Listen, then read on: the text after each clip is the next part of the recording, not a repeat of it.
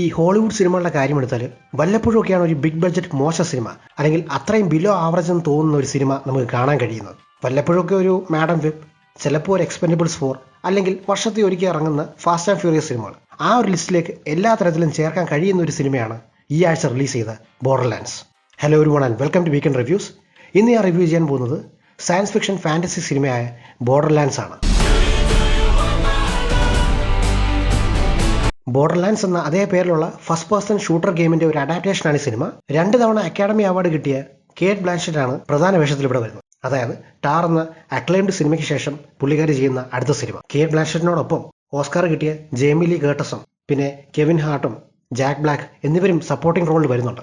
വളരെ പോപ്പുലർ ആയ ഒരു ഗെയിമിന്റെ ഒരു അഡാപ്റ്റേഷൻ ആണെങ്കിലും ഇത്രയും അറിയപ്പെടുന്ന ആക്ടേഴ്സ് ഉണ്ടെങ്കിലും വളരെ മോശം സിനിമ എന്ന് എല്ലാ അർത്ഥത്തിലും പറയാൻ കഴിയുന്നൊരു സിനിമയാണ് ബോർഡർലാൻഡ്സ്. ഒരു ഡെസ്റ്റോപ്പിയൻ യൂണിവേഴ്സിലാണ് കഥ സെറ്റ് ചെയ്തിരിക്കുന്നത്. കേറ്റ് ബ്ലാൻഷെറ്റിന്റെ ക്യാരക്ടർ ഒരു ബൗണ്ടി ഹണ്ടറാണ്. ടീന എന്ന പെൺകുട്ടിയെ രക്ഷിക്കാൻ വേണ്ടി പാൻഡോറ എന്ന പ്ലാനറ്റിൽ വരികയും പക്ഷേ അവിടെ എത്തുമ്പോൾ നേരിടേണ്ടി വരുന്നത് അവിടെ ഓൾറെഡി ഉള്ള വില്ലന്മാരെയും മറ്റ് ക്രീച്ചേഴ്സിനെയാണ്. അതിനിടയിൽ അവിടെ അതേ സിറ്റുവേഷനിൽ എത്തിപ്പെട്ട മറ്റ് ക്യാരക്ടേഴ്സിനെ പരിചയപ്പെടുകയും പിന്നീട് നടക്കുന്ന സംഭവങ്ങളാണ് കഥ മുമ്പോട്ട് കൊണ്ടുപോകുന്നത്. ഞാൻ ബോർഡർലാൻഡിന്റെ യൂണിവേഴ്സിനെ കുറിച്ചോ അല്ലെങ്കിൽ പ്ലോട്ടിലെ മറ്റ് ഡീറ്റെയിൽസ് ഒന്നും പറയാത്തത് ഫിലിമിൽ പോലും പ്രോപ്പറായിട്ട് അതിനെക്കുറിച്ച് പറഞ്ഞിട്ടില്ല. അതുകൊണ്ടാണ് സിനിമയുടെ തുടക്കത്തിൽ ഈ ബോർഡർലാൻഡ് യൂണിവേഴ്സ് എന്താണെന്നും സിനിമയുടെ ബേസിക് പ്ലോട്ട് എന്താണെന്നും ഓഡിയൻസിന് നറേറ്റ് ചെയ്ത് തരുന്നുണ്ട്, അല്ലെങ്കിൽ അതിനൊരു ശ്രമം നടത്തുന്നുണ്ട്. ഒരു രീതിയിലും ഒരു ഹെൽപ്പും അത് ചെയ്യുന്നില്ല.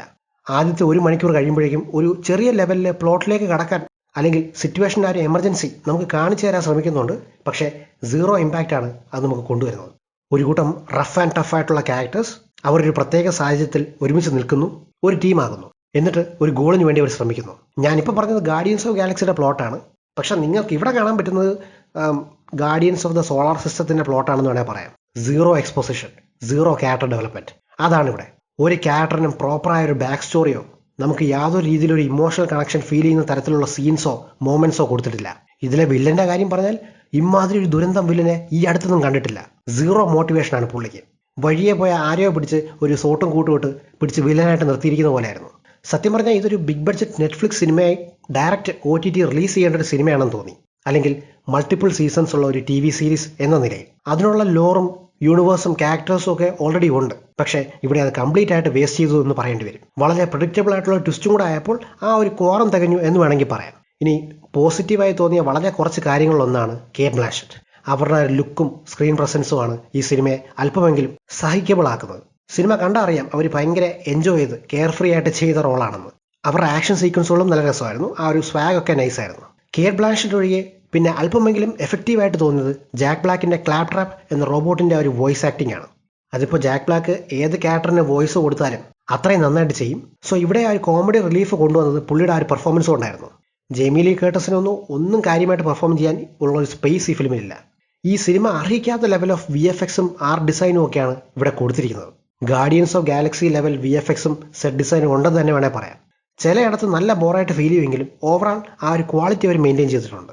ഇത്രയും നല്ല VFXും കളർ ഗ്രേഡിംഗ് ഉണ്ടായിട്ടും അതൊട്ടും എൻജോയ് ചെയ്യാൻ കഴിയാത്ത വിധമാണ് ഫിലിം എഡിറ്റ് ചെയ്തിരിക്കുന്നത്. സോ ഓവറാൾ പറഞ്ഞാൽ കേറ്റ് ബ്ലാൻഷെറ്റിന്റെ നല്ല പെർഫോമൻസും അത്യാവശ്യം VFX ഉണ്ടെങ്കിലും ഒരു രീതിയിലും എൻജോയ് ചെയ്യാൻ കഴിയാത്തൊരു സിനിമയാണ് ബോർഡർലാൻഡ്സ്. വേണമെങ്കിൽ എക്സ്പെക്ടേഷൻ അത്രയും താഴെ വെച്ച് കണ്ടാൽ ചിലപ്പോൾ നിങ്ങൾക്ക് എൻജോയ് ചെയ്യാൻ പറ്റും. ഒരു തവണയെങ്കിലും വാച്ചബിളായിട്ട് ചിലപ്പോൾ ഫീൽ ചെയ്തേക്കാം. സോ ഇതാണ് എൻ്റെ റിവ്യൂ ഓഫ് ബോർഡർലാൻഡ്സ്. ഈ റിവ്യൂ ഇഷ്ടപ്പെട്ടെങ്കിൽ ദയവായി like and subscribe to weekend reviews. അടുത്ത തവണ പുതിയൊരു വീഡിയോ ആയിട്ട് വരാം. Thanks for watching.